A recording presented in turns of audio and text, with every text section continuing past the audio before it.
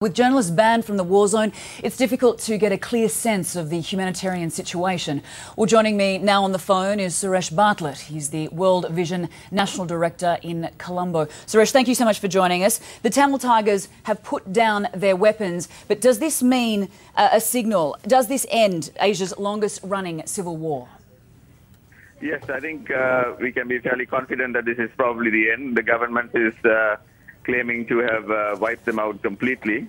So I think we will find out shortly. But I think the most encouraging thing, of course, is that the balanced civilians who were caught up there are all starting to come out and have basically come out to the transit centers and are now moving to the internally displaced centers in Vavonia. So that's what we've been waiting for, and that's the most encouraging sign out of this whole process. How many civilians remain trapped in this combat zone? Well, I mean, the UN estimated about 50,000 plus, and yesterday we had confirmation from the government that since Thursday we've had 75,000 people coming out. So I think that's good. We are still concerned that there may still be other civilians caught up there, but the sooner we can get them out, I think it'll be the better.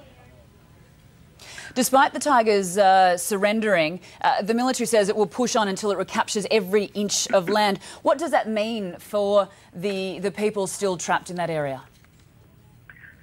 Well, I think, the military have been pushing all this time as well, and that's how the civilians have been freed.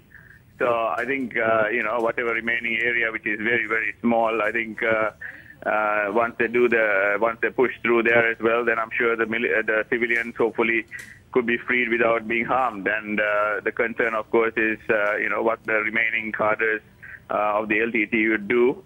But I think they're now extremely weak, and the chances of them being able to put up a fight would be very, very remote.